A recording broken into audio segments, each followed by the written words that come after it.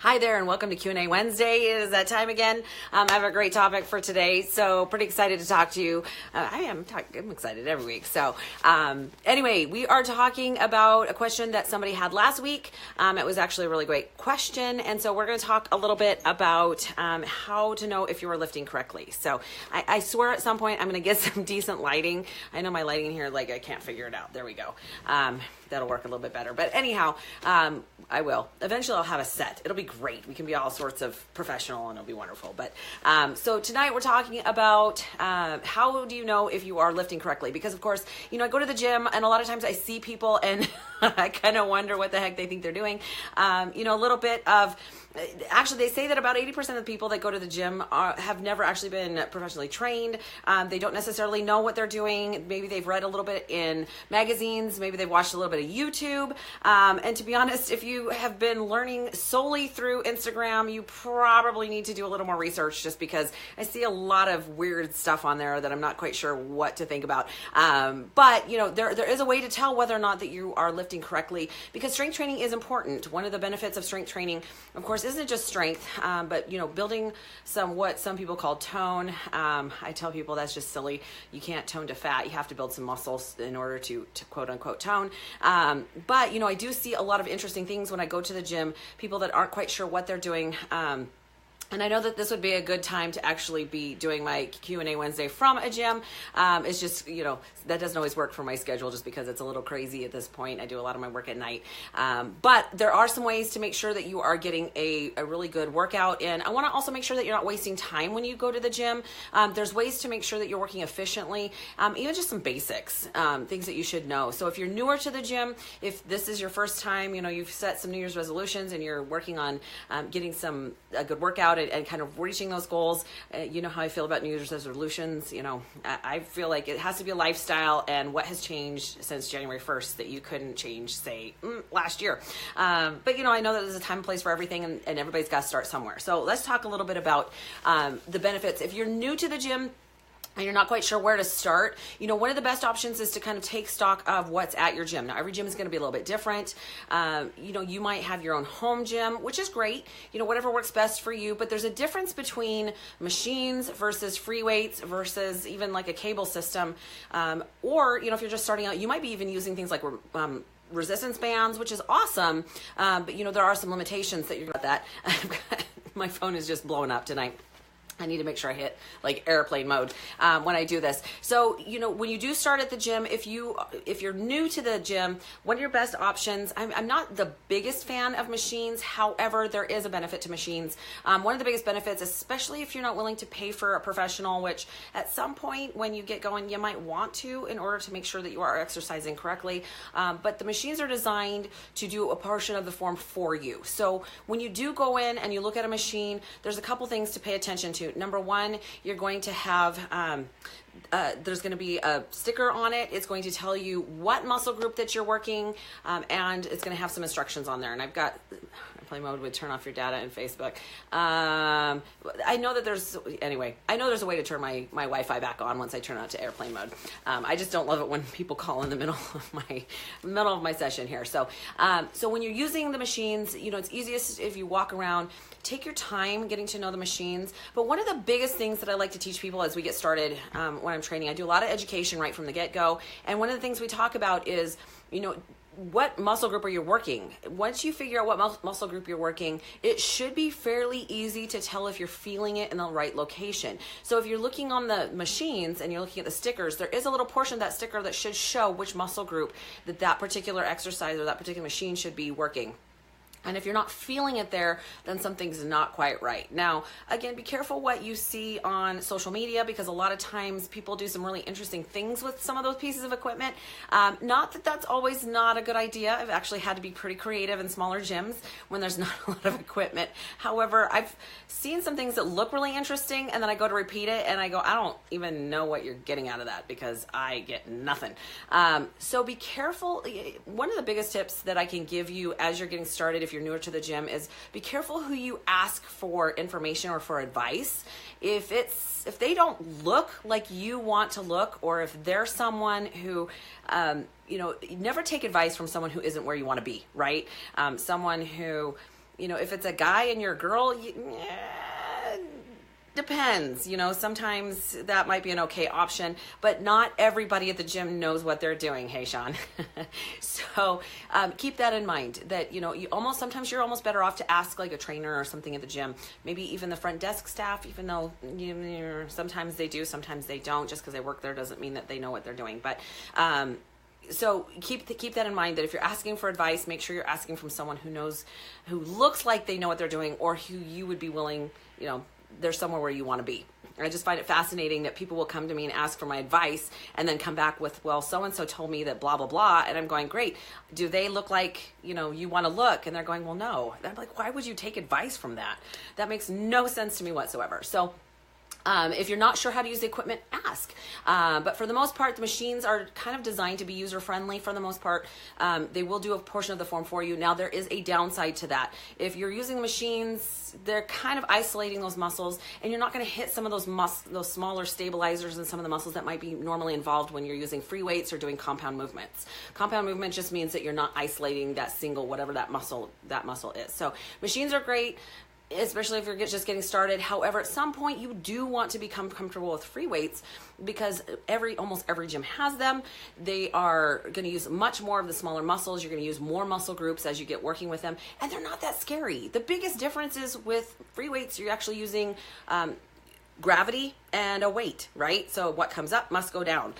So they're not really that difficult. However, form is extremely important. So as you're learning, there are some great tools online. If you are Googling some different things, you can actually find some really great databases that not only have instructions on how to do certain exercises, but also have some videos and might help you with that. I do follow a couple of trainers on YouTube that give some really great information. I'm really picky about who I watch, though, because again, there's a lot of noise when it comes to social media. So I follow people who have a lot of experience, who usually explain the science behind the exercises and what they're doing. A lot of times they might actually not just give instruction or show, but really get down to kind of which muscle groups, the fibers of the muscle, what we're looking for, where you should feel it. There's a lot more behind it than just, ooh, look at this exercise. So those are really great ways to find out, how to do some of those free weight movements in a way that's appropriate and that you will not injure yourself. Now, cable system is another tool that's really great. The closest thing I can think of that you might have at home would be resistance bands. But again, resistance bands can have their limitations because they only are so strong and so stretchy. So you're not going to necessarily get everything you need to out of those, but a cable system's excellent because you're getting resistance both directions, both the push and the pull motion, the eccentric and the both the positive and the negative movement. So plus you can switch out all the attachments and you can get a really great variety of exercises out of a good cable system. So keep that in mind that, I like to use a variety because I first of all, I got to keep it interesting. I get bored real fast. But I also, depending on my clients and what their experience is, sometimes we need to kind of step back and maybe regress a little bit to make sure that we're using the right muscles or that we can meet their needs and their abilities as well. So keep that in mind. Isolation movements versus compound movements. Of course, the more that you can accomplish in the smaller amount of exercise, the better off you're going to be. So compound movement is always a great idea because you're going to use multiple muscle groups. Now, keep in mind that if you are just getting started, you might not necessarily feel it in the main muscle groups that you're trying to. Whichever is the weakest group of muscles participating, that's probably what's going to squawk the most. That's where you're going to feel it. So again, know your form, know where you should feel it, pay attention to what you're doing and what muscle group you're trying to work there, but also know that, when you're doing a lat pull down, you might actually be feeling it more in your forearms and your biceps for the moment until they catch up and are able to participate with those bigger muscle groups. So that's pretty normal. Just some things I've learned over time where people are going, I don't know if I feel it in the right location. And it does take a little bit of time. Some of the things that you're looking for eventually are a mind-muscle connection where you're able to make sure that whatever muscle group you are trying to use or make work, engage, that it's actually engaging. Some really difficult ones that I found, glutes and hamstrings can be a really difficult place to make sure that they're engaging, that the muscles are firing. I think the first couple of years of competing, I was building some glute muscles quite by accident because I couldn't really tell whether or not those muscles were participating like they were supposed to. And come to find out, one glute does not like to fire like the other one. So that comes with time and with really paying attention to, again, where do you feel it?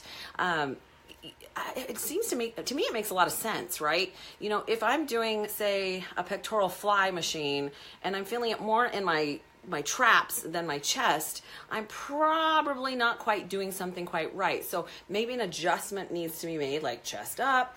You know, my lats need to participate more than my shoulders for my chest to get the full measure out of what I'm accomplishing there. So really paying attention to where you feel it is a huge part of that.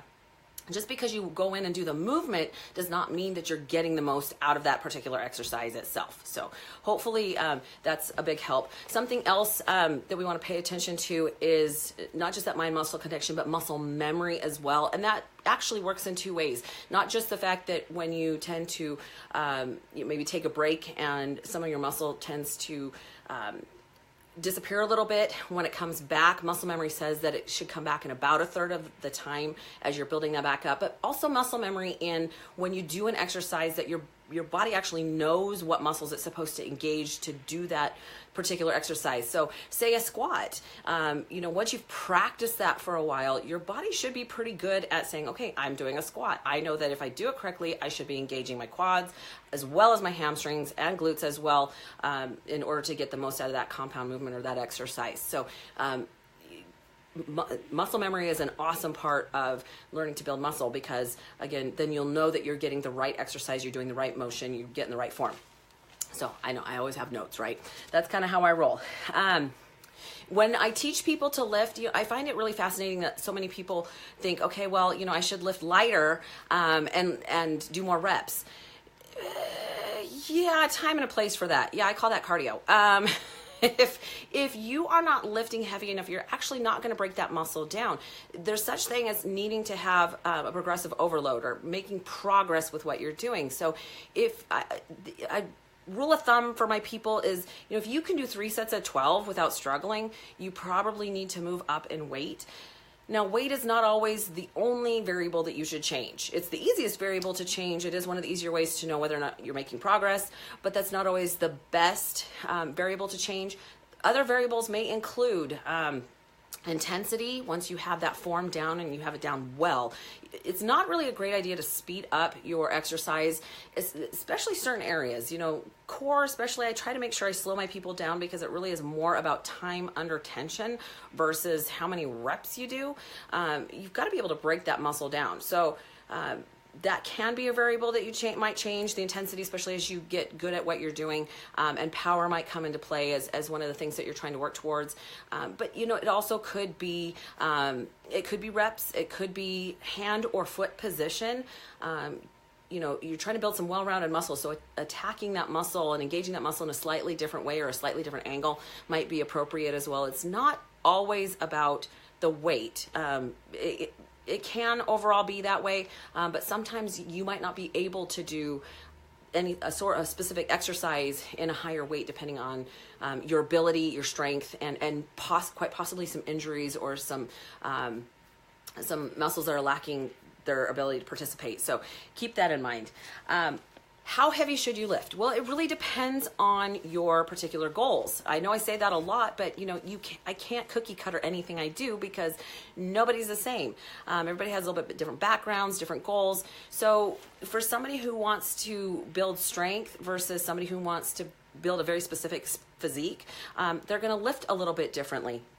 But it also depends on their past experience, and how quickly I move someone along depends on if they've lifted before, what is their current skill, do they have any injuries that I have to work around. I have some really great people that I train that, I'd really like to push them a little bit harder and a little bit faster, but we're working with some maybe shoulder injuries or some knee injuries that slows us down from what we would really like to accomplish. Now, don't be afraid to lift heavy. If you know what you're doing, you're going to have to lift heavy. And of course, that's relative. What's heavy for me and what's heavy for you might be a little bit different. But again, if you don't have what we call progressive overload, if we don't have a demand that your body's not used to, it has no reason to actually build strength or size because you're not pushing it, right? So Now, that being said, there are times where it's not appropriate to lift ridiculously heavy because you might not have an aspect of safety with you, such as a spotter or a piece of equipment that you can easily either rack or take care of if you fail. Now, let's talk about failure, because I actually like that word. Most people they don't like the word failure because, of course, we don't want to fail in our lives. We don't want to fail at relationships. We don't want to fail at our jobs. We didn't want to fail in school. But in the gym, failure is actually a word that we embrace because at some point we want to fatigue those muscles to the point where we might fail. There are times that it's important that we work to failure because, again, if you don't push it, your body has no reason to build and maintain more strength if you're not giving it more of a demand. So failure is not always a bad thing. As a matter of fact, I kind of like it. It makes me feel a wussy for a second, but at least I know that I'm pushing it and I know I'm going to build some muscle in order to meet that demand, which is really important as well. So again, it depends on your goals as to what you want to accomplish. I would say that your best bet when it comes to making sure that you're working correctly in the gym, a couple of things. Number one, know what your goal is and know the exercises that are appropriate towards that goal. There are a lot of different ways to lift, and I'm not necessarily against any of them. I just think that you need to know if it helps you to get where you want to go. If you're trying to very, very specifically build a physique, then powerlifting might not necessarily be the right method for you. Same thing as if power is really your focus. Maybe you need to do some powerlifting, maybe you need to do some CrossFit. But again, knowing what's appropriate for what your goal is part of the battle, knowing which direction to go. And I'm finding a lot of people literally have no idea where to start. So just opinion from Melissa, I already know everybody has an opinion. If you are new to exercise, please be careful that your choice of exercise is appropriate to your skill. So I think that CrossFit is amazing. I think it is a great sport, but if you are brand new to exercise, it might not be your best option, where CrossFit is something that really, it's a push to failure, not that it's bad, it's just we got to make sure that you have some beginning experience with lifting before experiencing that kind of a lift. So again, I'm sure some people are going to pop on here and tell me how crazy I am, but this is opinion according to me. Okay, so another thing is pay attention over time. Are you seeing results? Knowing whether or not you're lifting correctly. If you're not building muscle in places that you think you're supposed to be building muscle, you might not be engaging that muscle correctly. Again, anything that I had glute-wise or booty-wise my first couple of years was primarily by chance because I couldn't actually tell whether or not my muscles were firing. So if you don't see results, you may need to go back and learn how to make sure that muscle's being engaged or make sure it is engaging as you're doing the exercise. Maybe you need to do some pre-fatigue exercises or even pre-activation exercises to make sure that, again, that muscle knows that it's supposed to participate. And if you have no idea what I'm talking about, you probably should hire a professional, at least to get you started. There's nothing wrong with hiring someone that can help teach you how to lift, give you the basics, and then get you started with a workout regimen so that you could go back and do it yourself. That's actually my goal. My goal is to teach people how to do it correctly, how to know that they're feeling it correctly, and build a lifestyle around their workout so that they can get not just the exercise down, but they're eating correctly so that they can actually have the ingredients in their body in order to build as well. So, okay. Oh yes. Adrienne says that once she figured out how her muscles were firing, that changed everything, right? Yeah, that makes a difference. I do. I find it really interesting. No offense, guys, that a lot of times for guys, their sole goal is how much can they lift because they want to either show off or like, look what I can do. And I'm watching what they're doing going, okay, if you're trying to do chest, you're not even touching your chest right now. You're doing delts and traps and whatnot. I can usually tell by just what muscles I can see engaging. Now, maybe that's their goal. I don't know. But since I know chest is important to guys, that being said, whatever. Okay. Couple of tips for people who are just getting started, especially. Remember that you don't build when you lift. That's when you're breaking down the muscle. You build when you sleep and recover. So things like lifting 7 days a week, especially if you're lifting heavy, is not really appropriate because your body has no time to rest and recover. So, you build when you sleep primarily. That's why it's super important to get enough sleep. When you get deep sleep is when your body resets and when your natural growth hormone gets released in order to recover. So, okay, Noe says, or stop coming to the gym high. Does that happen a lot? I don't know. I've known a few people that have told me that they come to the gym a little, I think they call it a wake and bake day. I don't know. Interesting concept though. So, all right, I'm getting totally off task here. So you build when you sleep and recover. So remember, it's a process. It's not just what you do at the gym, but it's also what you do outside of the gym, including what you eat. If you don't eat enough of the right ingredients, your body has nothing to choose from, right? The different macronutrients do different things. So you have to get the right formula depending on what your goal is. It's not, there's no set way to make sure that you're getting it. It depends on your goal and what you're accomplishing there. So apparently Noe is at the gym and he sees someone that is in that kind of a position right now where they are high in lifting. Fascinating. I have the most interesting job. I see some of the craziest stuff at gyms. I do find it fascinating to watch people, and I will admit I roll my eyes a lot. It can't be helped. Sometimes I just don't get it. But okay.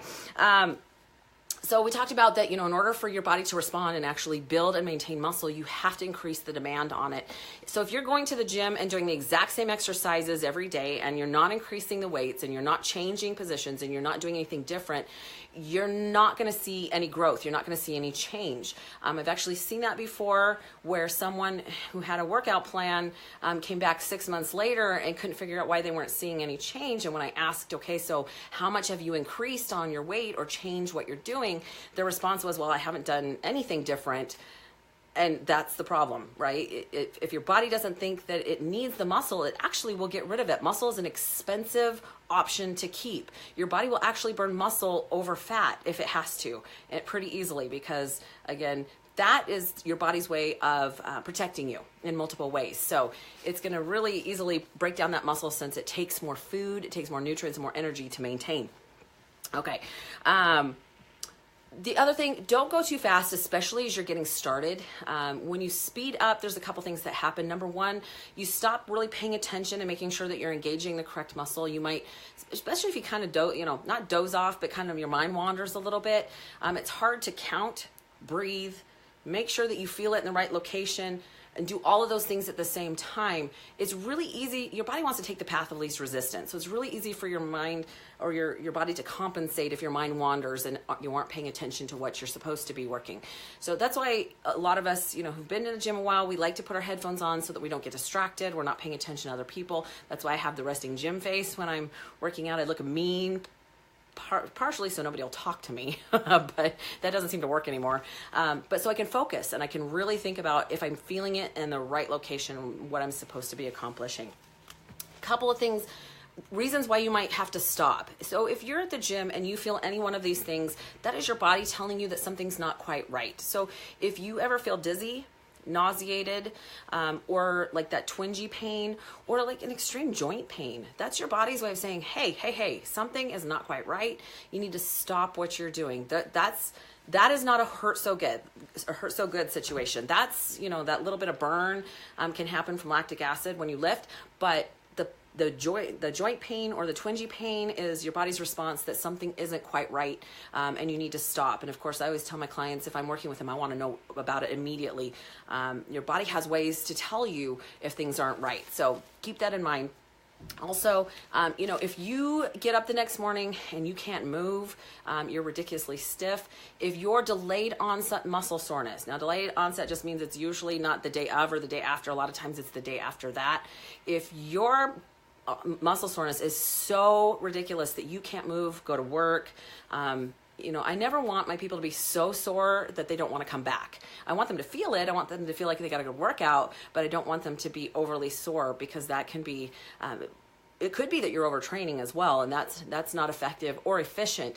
When you're overtraining, it just means you're breaking that muscle down faster than it can repair and recover, and your body never quite keeps back up or gets where you want to go, and thereby you're not going to get the growth or the results that you really want when you're working out. And of course, I don't have a lot of time to spend at the gym. Yes, I spend my days at the gym because it's my job, but when I go to the gym for myself, I want to get in, get out, get done.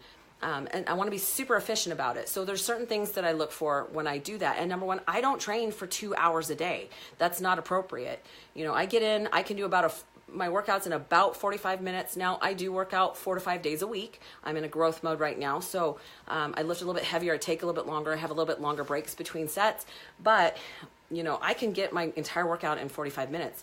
If you're there lifting for 2 hours, you're past your limit. Your body is no longer, you're not getting the benefit or the efficiency of breaking down that muscle and getting the recovery process. Your body has to really work much, much harder to try and keep up. So ways that you might be overtraining, lack of motivation, joint pain, overly sore, overly tired, can't seem to get moving, get back to the gym. Ooh, sorry, nose itch. It's not, I see it all the time. Or people will tell me, yeah, I spend like 3 hours at the gym. And my first response is, why? Unless you're going to the gym to socialize, which you know how I feel about that as well, there's no benefit to taking that long to get your workout done. It's not efficient. It's not really appropriate. So the other thing too is, reasons why you might stop. If you are lifting to the point of past exhaustion and your body is compensating, again, then you're no longer being efficient or you're not being appropriate to your body. You need to respect its limitations and listen to it. Your body's going to tell you when it's done. Now, there are days when I come home from the gym and I am beat. I am exhausted. I know I've gotten a great workout. I've gotten my butt kicked, but I don't want to feel that way 7 days a week because, again, my body won't be able to keep up with that. So, maybe 2 to 3 days out of my lifts, I might feel pretty exhausted. But then the other 1 or 2 days that I'm lifting that week might be a smaller muscle group, an auxiliary muscle group, more going for the pump versus the break it down until I'm absolutely dead feeling. So you want to be effective. So depending on what your goal is, make sure that you're lifting for that. Okay, so to be efficient, we just talked about don't lift 7 days a week and don't feel dead every day. Again, if you can do 3 sets of 12 without struggling, you probably need to change something. You probably need to move up in weight, do something a little more difficult. I try to hit every muscle group every week because, again, I want to maintain what I already have. And you don't want to get there and then forget it and stop working that muscle group because, again, your body will think, well, she doesn't need it, so I'm not going to keep it. So I try to get every muscle group in at least once a week, and then my weaknesses I hit a little bit more often or do a little more for them so that they're building. It's very difficult to maintain everything at the same time. There have been seasons where once I've kind of switched to build something that I'm lacking, then something else has kind of gone by the wayside, and then I'm still not balanced. And that's not always an easy goal. So I realize that. Don't avoid exercises you don't enjoy just because they're not fun. Sometimes you enjoy doing whatever your strength is, like my back and my shoulders are my strengths. So of course, those are the great days. I feel strong, I feel amazing. But I want to make sure that even though I don't love leg days, which of course almost every day is a leg day, that I still want to work those muscle groups. The ones that you don't enjoy are probably the ones that you need to work the most. So you've got to hit a little bit of everything. So don't avoid it just because it's not fun, or don't avoid the exercises because they might squats. If you don't love squats, I get it, but there are certain muscles and certain shape that you build doing squats that you can't do any other way. So don't avoid it just because you don't like it. As long as you have good form, that's of course the utmost importance. And again, if you don't know, make sure that you ask a professional because never is it my goal to hurt my people. Never, never, never. Because of course, if you injure yourself, that's going to take you out of the game for a while and you might go a little bit backwards. Now, that being said, okay, I have been in situations where people have been ill or they have had an injury. Don't give up just because you can't lift or you can't do the full amount of exercises you were doing before. There's still ways to work towards your goal without having to go backwards. So, if you can't lift, if you have an injury, you can still focus on what you put in your mouth, right? Because nutrition determines size, exercise determines shape. So you can still control things and not get too far off track. same thing with if you are sick, if you're ill. I know that sometimes it's hard to want to eat because, you may not feel like it, but it's really difficult for your body to heal and recover if you're not feeding it the nutrients that it needs in order to pull from, in order to heal. So, it's kind of like, when your car is just empty, right? It's not going to go anymore. And so if you're sick and you're tired and you're not putting the nutrition back in your body, it's going to have, what is it going to pull from, right? It's not efficiently going to pull from your fat stores in order to recover, unfortunately, to the degree that you'd like it to. So I'm having some people say hi, so I just want to make sure everybody knows I see you there. Hello. Okay, last couple of things. We talked about listening to your body and listening to its limits. How often you should lift, that's a tough one because that comes with a couple of things. Number one, you might have some goals that may determine how often you're at the gym. I really believe there's some minimums in order to see not only some results, but also to maintain results. Just don't expect to get, a fitness model body 2 days a week in the gym. That's just not possible. You got to make sure that your goals and your efforts actually match up. But when I do work with people, I'm very aware that balance is difficult to find. And so, if they only have 2 days a week, I teach them how to utilize those 2 days a week as efficiently as possible. If you have 3 or 4, that's great. But again, don't overdo it. You can do a little bit of cardio every day, which is great.